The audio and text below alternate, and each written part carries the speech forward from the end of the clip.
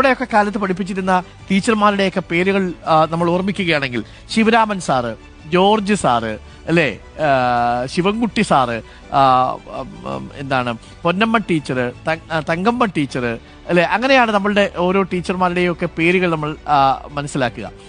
Sarojini teacher, അങ്ങനെ പല പല പേരുകൾ നമ്മുടെ ഓർമ്മയിലുണ്ടാവും. സരസ്വതി ടീച്ചർ എന്നൊക്കെയായിരിക്കും പേര് കേൾക്കുക.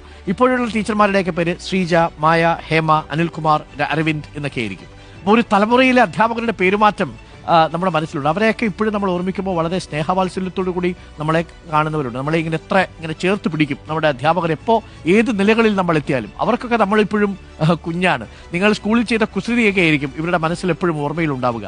അതുകൊണ്ട് ഇവരുടെ മുന്നിലേക്കൊക്കെ ചേർന്ന് നിൽക്കുമ്പോൾ നമ്മളിങ്ങനെ ചിറകൊതുങ്ങി നിൽക്കുന്ന പോലൊരു അനുഭവമായിരിക്കും എല്ലാ അധ്യാപകരുടെയും. നമ്മൾ ഇഷ്ടപ്പെട്ട അധ്യാപകരുടെ മുന്നിലേക്ക് എത്തുന്ന സമയത്ത് അതൊരു വല്ലാത്തൊരു അനുഭവമാണ്.